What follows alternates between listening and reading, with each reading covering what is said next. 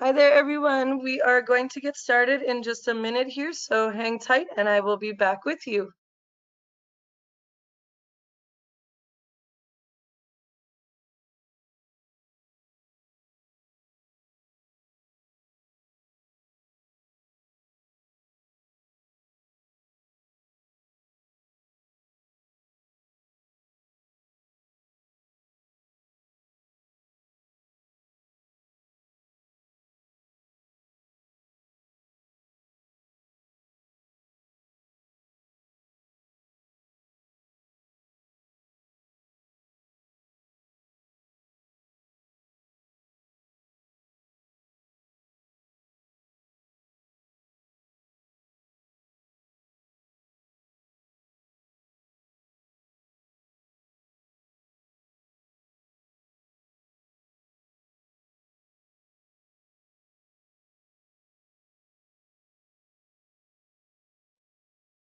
All right, so thanks so much for joining us today. Happy Tuesday, everyone.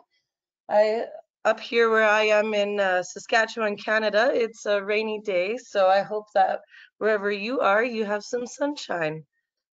Um, Welcome to today's webinar. So my name is Jenna, and I work for Emerging Destinations. We represent cool companies and cool places. Today, I'm being joined by Ian from Bushmasters.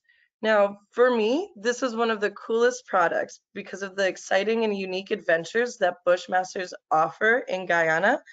Ian's going to give us an overview of the different experiences that they offer. But in the coming months, we're going to be doing activity-specific webinars that go into further details. So for that reason, Ian will only be touching on them briefly today, but don't worry because there's more to come. And I will definitely make sure to update you with that information once we have the rest of those confirmed.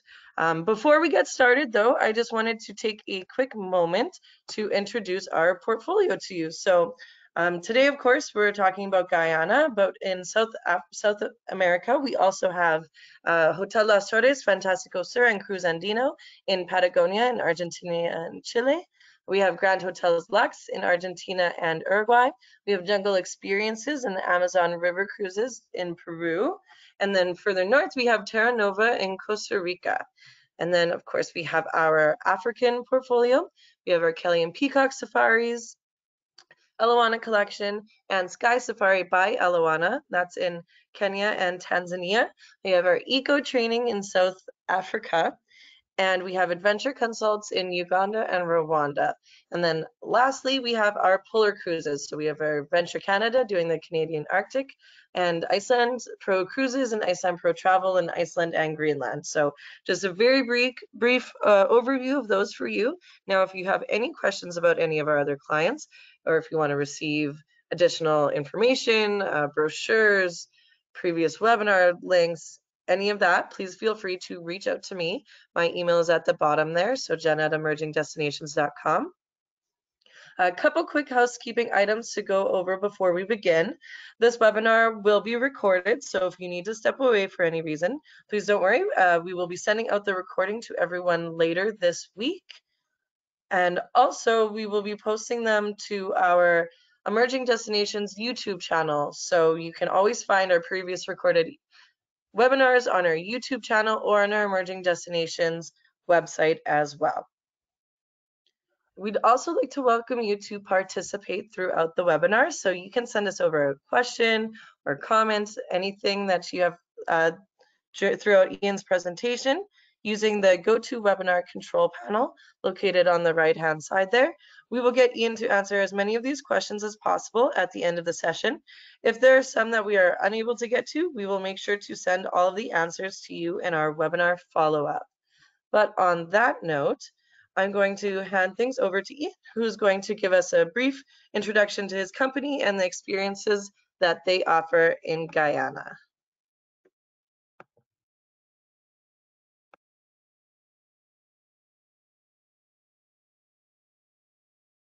Okay, hi, my name is Ian from Bushmasters, and this presentation is about the company that we run in Guyana in South America. It's a British company. I'm from the UK, born in Stratford, which is where Shakespeare's from. So by the age of 10, my mum had me at every Shakespearean play you can imagine. Hence my hatred of English Shakespearean stuff now. After school, I joined the British Army, went to a place called Sandhurst, which is the Officer Academy, and then spent 12 years in the military, in an infantry unit and in the British Special Forces.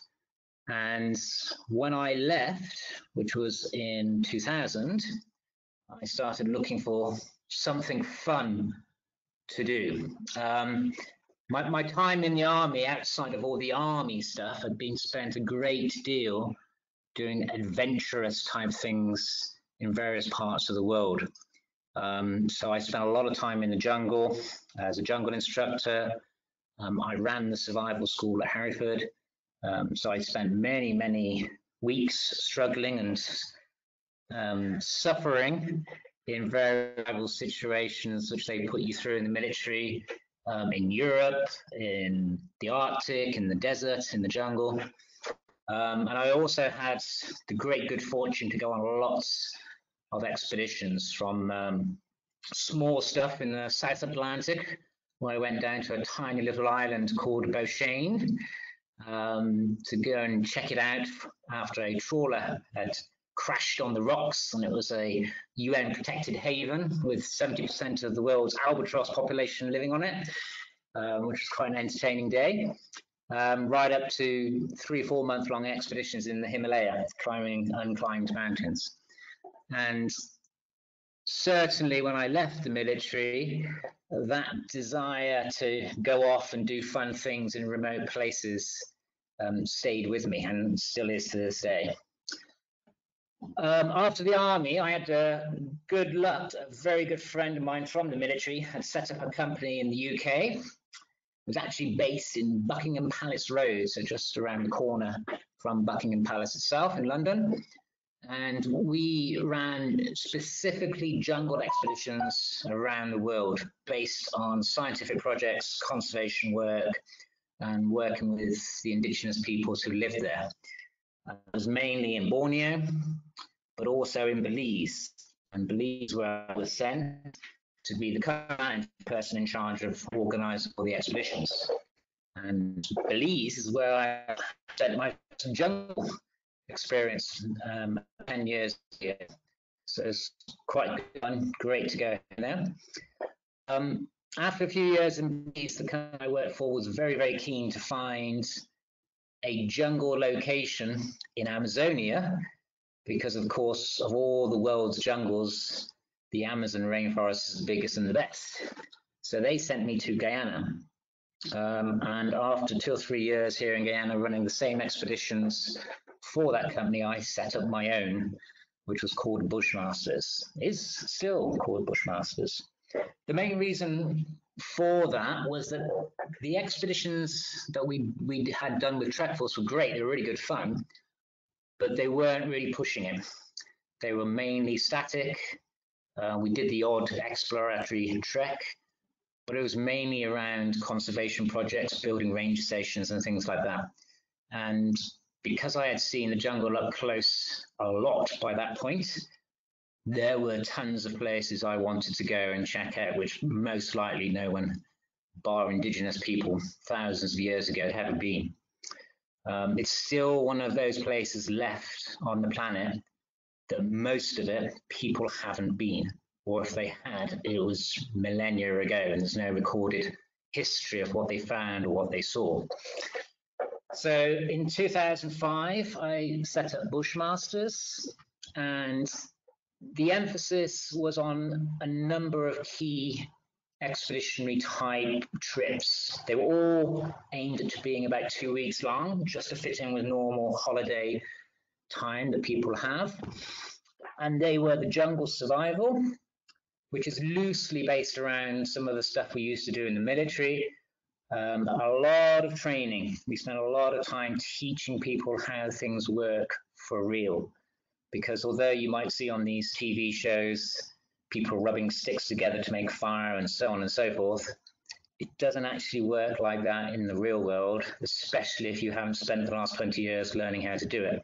So it had to be practical things, things that were likely to help you and to work, given that you had a basic level of knowledge, if not none. So we set up a jungle survival course, which is 2 weeks long. And that has been the mainstay of what we do. We run that trip about 3 or 4 times each year.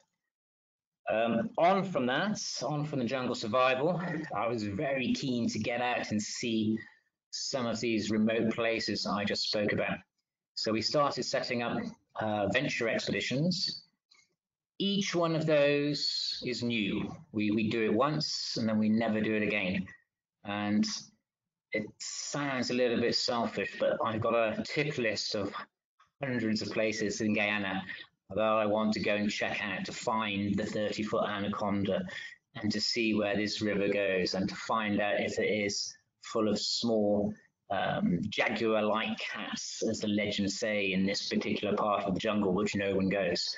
So each of these expeditions is things that I've learned from the locals, some of their history, some of their stories, and then looking at the geography, because I'm flying over it in planes and helicopters a lot, and I see a rocky mound sticking up out of the forest. I'm like, what's there? Has anyone ever been there? How do we get there? Let's go and check it out.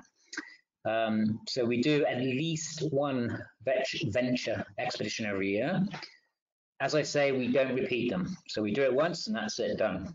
And then we move on. So whoever would go on those type of trips, they know it's unique. We don't repeat it.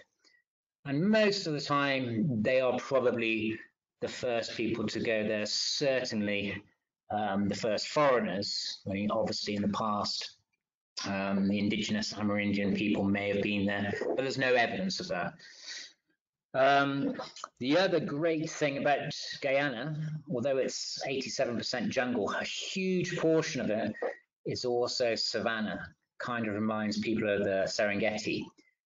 And in the south of the country in particular, there is a huge savanna region, which in history was the home to the largest cattle ranch on the planet, at 3.3 million acres, which is pretty big.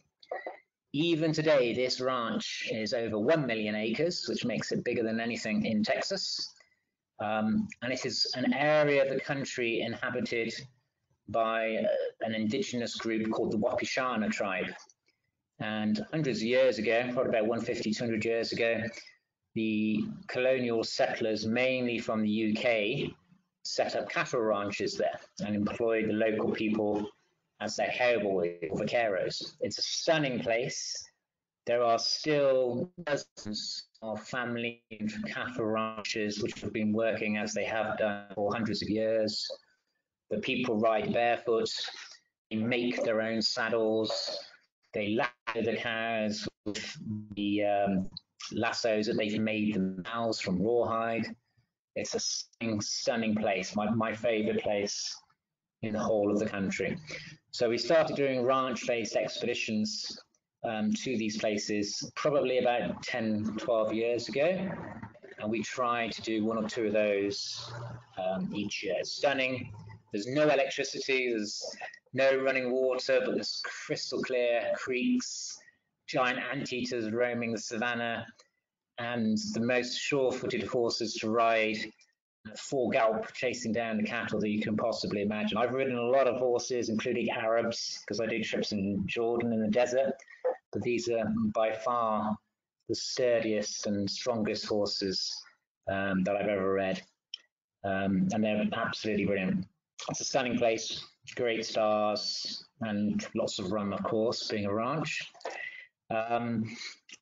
When you combine the ranches and the jungle, and the fact that so much of it is so remote with no tarmac roads whatsoever, just dusty trails or muddy tracks, it's also a great location for off-roading. And what we in the West would call off-roading, people here call just everyday travel. This is how they move. Everyone uses ATVs, customized 4x4 trucks. Everyone knows how to fix them. Everyone knows how to bush mechanic them on the side of the trail. everyone knows to read the trail in such a way as to make sure they don't get too stuck and how to get unstuck. And it's just a great off-roading environment. So we have also started, also about 10 years ago, an off-roading 4x4 and ATV trip, where we use the ATVs ahead of the 4x4s to actually find the trail, to mark the line that the bigger 4x4s can follow to cover through the jungle and the savanna of the south of Guyana. Great fun. We're often stopping off at these ranches that I've just mentioned, so we often combine them with a day or two on the ranch, and they're really, really, really good fun. One of the best trips that we do. A few years ago, I had a rather wealthy chap contact me and decided he wanted to do a hardcore and amazing one-off expedition in Guyana, and what could I come up with? And Guyana, of course, is just full of possibilities. So what we came up with was that we would go in by helicopter, jump out of the helicopter into a river with all our gear, inflatable kayaks, and then paddle for 100 kilometers before hitting 800-foot sheer drop waterfall, which we would then rappel down, and because of the angle of the rope, that was actually a 1,200-foot rappel, to the bottom, and then come out from the bottom by helicopter dangling off a rope that's hanging below it. And that led me to getting in a load of very sturdy inflatable two-man kayaks. Those kayaks have proven to be gold dust. We can get to so many places and cover so much terrain with them. Guyana as a word is an indigenous word, which means land of many waters. And certainly here we have tons and tons of rivers and creeks. So going in by kayak and paddling them by kayak allows us the opportunity to cover large areas of terrain. And of course, they're quiet. And if you want to sneak up on jaguars and tapirs and anacondas and so forth, the best way to do that is quietly. So each year now we run a kayak expedition, always somewhere new, always a new river.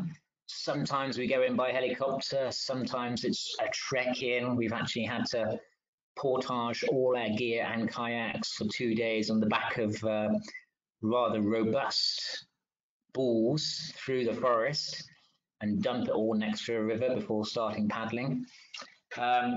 So that has taken off in the last 4 or 5 years into quite a big thing, and one of my favorites, simply because you get to cover so much terrain and you can actually see it. In the jungle, there's a lot of trees, so with your eyes you only see maybe 100 feet at a time. But on a kayak, you're on a river and you can see much further. You see the macaws and the harpy eagles and the monkeys and everything else. So from a wildlife point of view, it's great fun. And of course, you get to cover much more distance, which opens up the possibility of seeing a lot more. And then the final big area is probably TV work. Because it is Guyana and the way that the country is, with remoteness and huge amounts of jungle, English speaking, a great place for TV productions. And we've had all sorts of TV shows here, from the Naked and Afraid show, which many of you would have watched. We just a couple of months ago finished a shoot with Gordon Ramsay, where we actually had him rappelling out of a helicopter into the jungle. So we normally get through about 1 or 2 shoots each year for all the major channels, Discovery, BBC, Natural Geographic, and so forth. The survival course is, as I said, the mainstay. It's 3 main phases, where we teach people how to make fire, how to purify water, how to make shelters, and how to get food. The first 2 phases are training. The first one is the basics, and the second one is the more advanced stuff. And then at the end of it, we let people go into an isolation phase, where we actually leave you on your own for a couple of days in the forest, with just a belt kit, a bow and arrow, which you can see in that guy's hand there, and the machete, which you can see hanging off his left side. And you have to survive. There's no food. You have a 1 litre water bottle, and that's it. No mosquito nets, nothing like that, just what you have on your survival kit. That has proven to be very popular, and we are now each year running an extreme survival course, which is only for those who have passed the original course or who have some sort of background. We train quite a few military teams from around the world. So we've had Navy SEALs and Swedish SF and British SF, Special Forces guys here on training as well. So jungle survival is the main one. And like I say, we run about 4 trips a year of the basic course and at least one of the extreme course each year. But you can only do that if you pass the basic.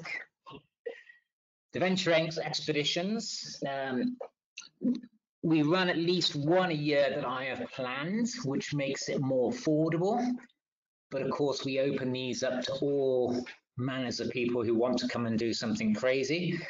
And we have had quite a few wealthier clients who have come to abseil down big waterfalls like the one you can see in the distance there, or repower our helicopters, or even to start hitting the waterfalls themselves, abseiling down. All these trips are new. We don't repeat them. You can do all sorts of things, from abseiling down waterfalls, going on to the big Tepui, which I'll show you a photo of in a moment. Deep, deep jungle treks. We did one last year to go and find a source of a river that no one knew where it was, which was a success. And it was actually in a different place to what we had imagined. And of course, because we have such a large, expansive jungle, we use helicopters quite a lot on those to get around, which is always good fun because we just take the doors off so you can sit on the skids and be about 20 feet above the jungle as we whiz around. The ranch, my favorite place. That's one of my horses there, Tom Tom. He's called Tom Tom because he's got like a GPS in him, and every time you point him in the right direction, he just runs home. Lovely place in the south. You can see in the images that it's quite a broad, open area. It's great cowboy terrain, vaqueros as they are known here. Everything is done old school. You can see that the corral is split wood. That is where all the work takes place, where newborns are branded, where the animals are checked to make sure they're not injured, because of life on the savannah can be quite hard. And don't forget, there's still jaguars and pumas and things like that out there trying to have a go at them. And it's just awesome fun. But of course, the main highlight is just riding generally. It is a stunning place to ride a horse. You get out there, you can round up the cattle, bring them back to the corral. And then all this is done in a huge open savannah, which is just stunning. And as I spend most of my life in the jungle, it's nice to come out to get those huge vistas that the savannah offers at times. It really is an idyllic place. Off-roading, like I say, we use the ATVs and 4x4s. That's me in the front now on the green bike. The 4x4s tend to be Toyotas. I'm British, so I really, really, really want a Land Rover. But the reality is that the Toyotas are the best at the moment, simply because there's lots of the spare parts here, and the mechanics, the bush mechanics, know how to fix them on the trails. But these are proper old 4x4s, nothing electric in them. If the accelerator cable, you tie a piece of string around, pass that string through the window and pull with your hand and off. So the vehicles are designed so that no matter where we are, we can fix things. There's no style, we're not calling the automobile club, we have to be able to do everything ourselves. And of course, it's the clients who are doing all these things. They're the ones driving, they're the ones doing the maintenance, they're the ones fixing things when they go wrong. We camp out nearly every night in the savannah. It's a stunning place. The stars are amazing. You can literally see the Northern Star turn 180 and see the Southern Cross at the same time. It's absolutely brilliant. And you get to experience both the jungle and the savannah. And of course, you're covering a large area of terrain because you have the vehicles. We probably cover more than 1 hour in ATVs and 4x4s than we can do in a week in the jungle itself. The kayak expeditions, those are the inflatable kayaks I mentioned to you. I was sold on them. I watched a YouTube video and some guy got a shotgun and then shot it at this thing and it just bounced back and he actually got a pellet in the shoulder. And I haven't actually tried it yet because they cost a bit of money, so I'm not tempted. But I have taken these things, we've thrown them out of helicopters like you can see there, just in the hover, and then we jump out after them. We've taken them down rapids, through rocks, through jungle rivers that are just crisscrossed with broken trees and sharp thorns, and we've never had a tear. They're unbelievably great things. It's normally 2 in each kayak with your kit, and that's what you live from. So every time we're on new rivers, we're going in by helicopter or out by helicopter. Often we come across rapids, which we didn't know were there. The Google Earth imagery of Guyana is not great. The mapping is very poor. It was done in the 60s with old school cameras in aircraft. So we don't have detailed knowledge before we go there. We're the first ones to get that knowledge. So there's often, this happened to me in March, we were doing a trip and about 2 days in, we hit a 100-foot drop waterfall, followed by about 1 kilometer of rapids. But because the kayaks are inflatable, well, you can just roll them up, put them on your backs and portage around it. It's a really great little form of transport. Generally, in the 2-week trip, we probably cover about 100 miles plus. It all depends on the flow of the water and so forth. And of course, we're camping out every night in the jungle. So that's in hammocks in the forest with the howler monkeys and everything else that makes a noise. On the TV world, I won't mention too much here. I think I've covered most of it, but we do quite a lot of productions. There's Gordon Ramsay on the helicopter skid about to abseil out into the jungle in the right-hand photograph. That image on the left is a chap called Dr. Bruce Means, one of the world's greatest people I've ever met. 70-something years of age when he came here, done 65 expeditions in his life to the jungles, was a world leader in his knowledge, taught us so much information. Really, really good guy. Liked to stay up drinking rum with the young ones at night, so we really loved him. And that was a great show called Lost Worlds. We were in the Tepui Mountains and all over, so it was a stunning thing. And you probably see quite a lot of these TV shows out there. There's a list of them on our website if you want to have a look. But some of the people, some of the shows that you might have heard of, the channels of BBC, Nat Geo, Discovery, History Channel, Channel 4 TV in the UK. And we got the likes of Gordon Ramsay out here, Channing Tatum. And then if it hadn't been for COVID, next month we'd be having Will Smith out here hosting a show called One Strange Rock from Kaichill Falls, which we'll see in a moment. So Guyana then, it's a stunning country. It is home to the Tepui, which are the tabletop mountains of Arthur Conan Doyle's The Lost World fame. This is what they look like from on top of them. Big, tall mountains up to 9,000 feet in height, straight up out of the jungle. The one on the right, Mount Roraima, that is the one that the Pixar movie Up is based on. And the team actually came out to take photographs with fancy cameras before they went back and CGI'd it all into the movie. Stunning place, very difficult to get to, very remote. We just did an expedition in November where we had a team of god climbers climbing that vertical face on Mount Roraima in the image on the right. That's 2,000 feet, by the way, that little bit of rock. So it's quite big. That took them about 2 months, first people ever to do it. The jungle, as I say, 87% of Guyana is forested. It is pristine jungle, and pristine means that it hasn't been affected by humans in such a manner as to change the ecosystem. So we haven't reduced species. It had a significant effect on how the ecosystem lived, and there's only a rainforest area in the world like that, this being one of them. So stunning place, trees was I can see, and some big as well, like the silk cotton tree you see there.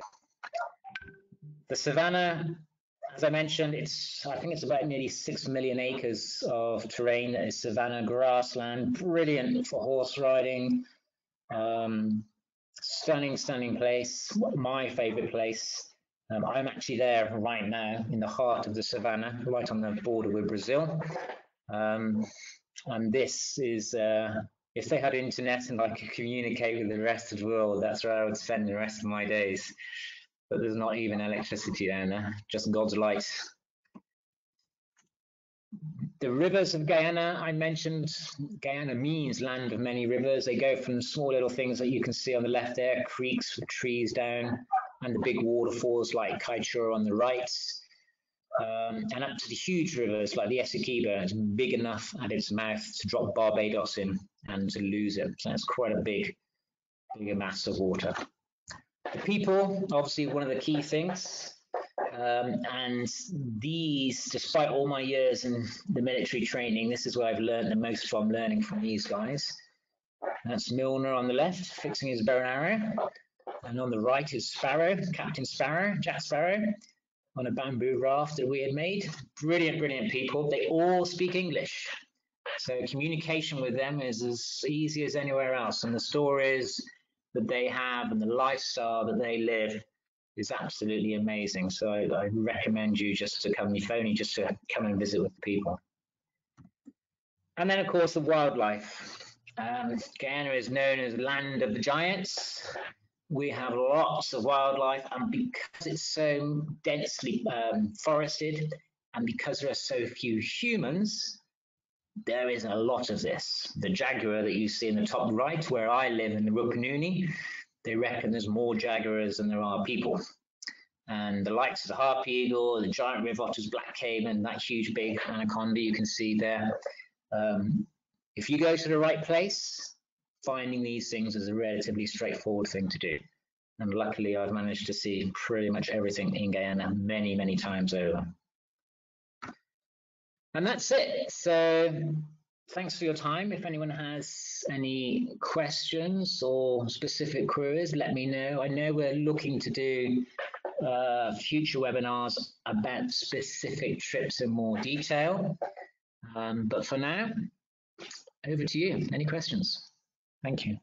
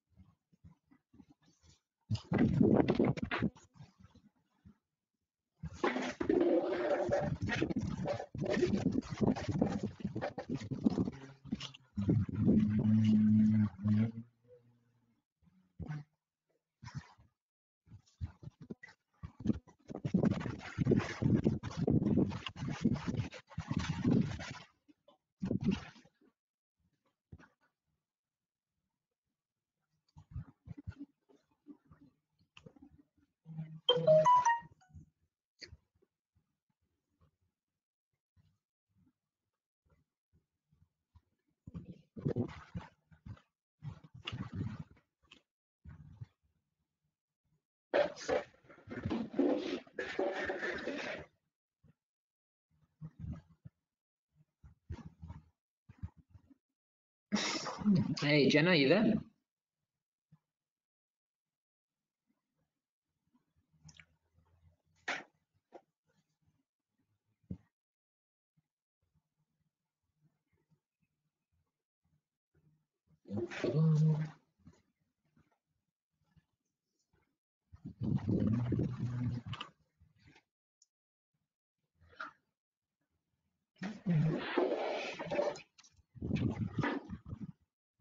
Well, thank you, Dan, for your presentation. Here I have some questions for you. The first one is, are there any river dolphins in Guyana? River boats.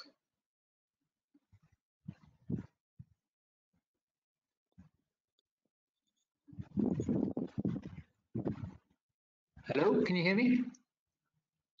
Yes, did you hear the question? Yeah, you were asking about river boats? River dolphins in Guyana. Yes, yes.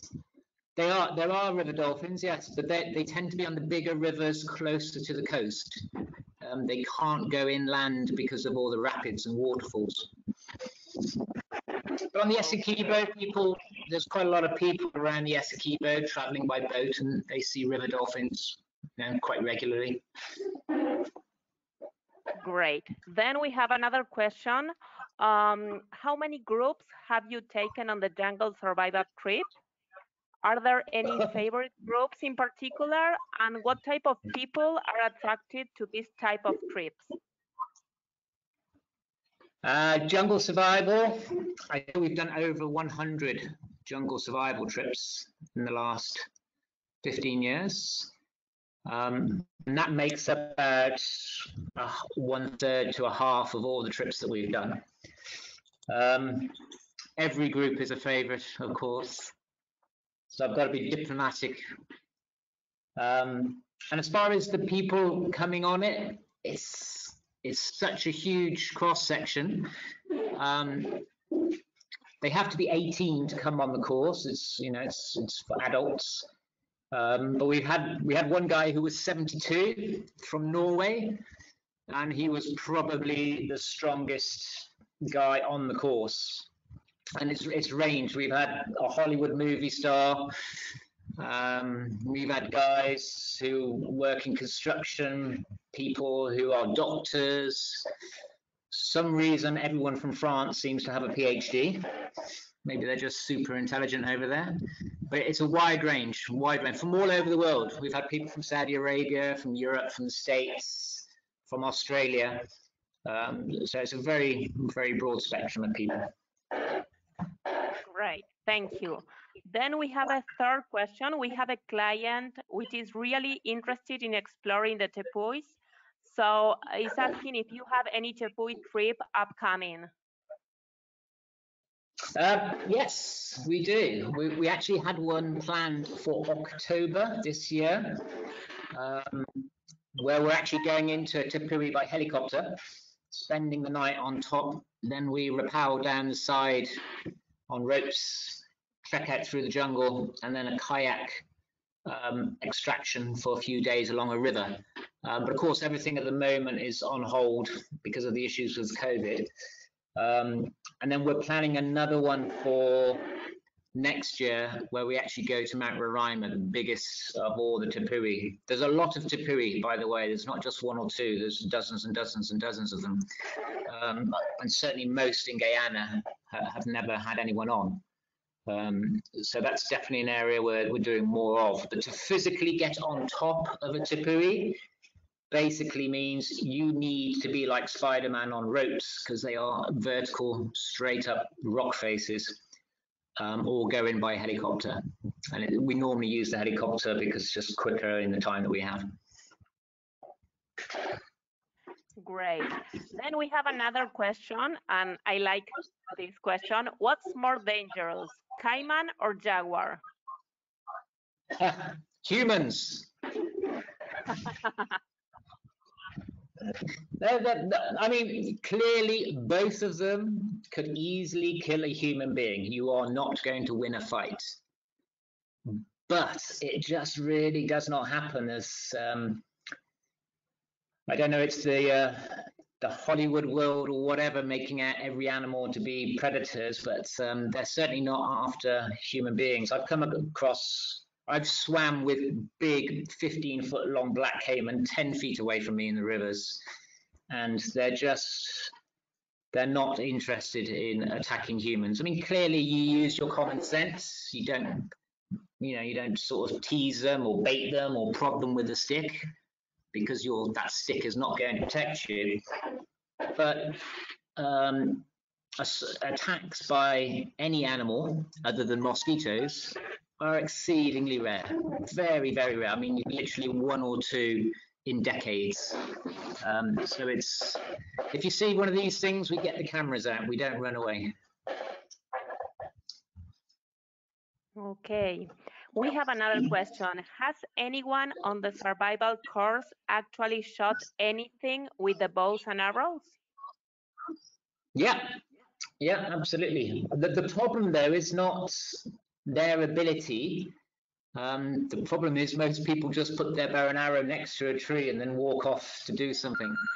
So if you don't have the thing which is going to help feed you, you're not going to be able to get any food. So there are a few occasions people have come back and they've been to the water and there was a big catfish or something in the shallows, but they just didn't have the bow and arrow with them. So they go back for it and come back and of course it's gone. So yeah, it's and we practice a lot with the bows and arrows. They're indigenous bows and arrows they're physically made by the people that are teaching them how to use them.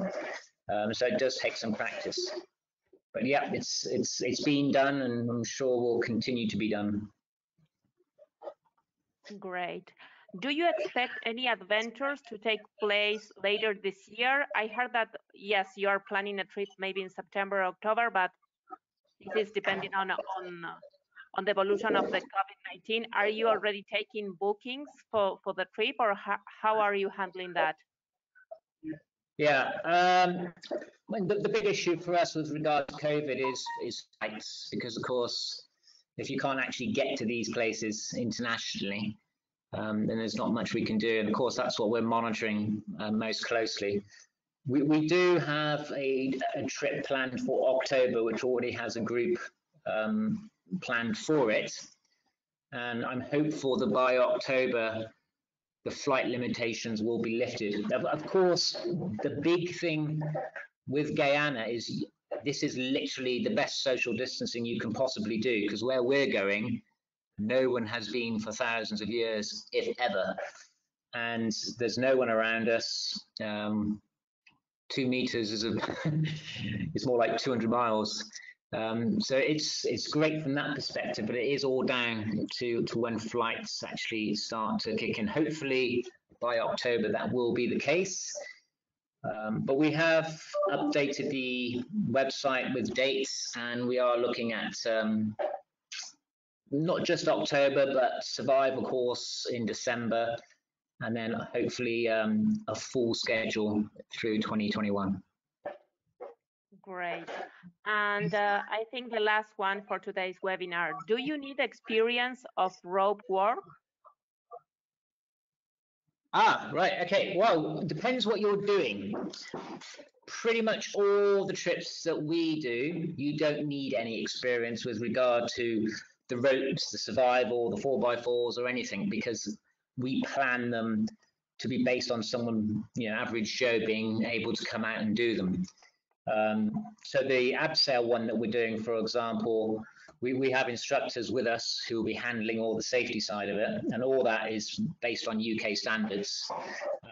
And we actually do training beforehand so that how the devices work that you'll be using and how the safety backup works and so forth is very clear.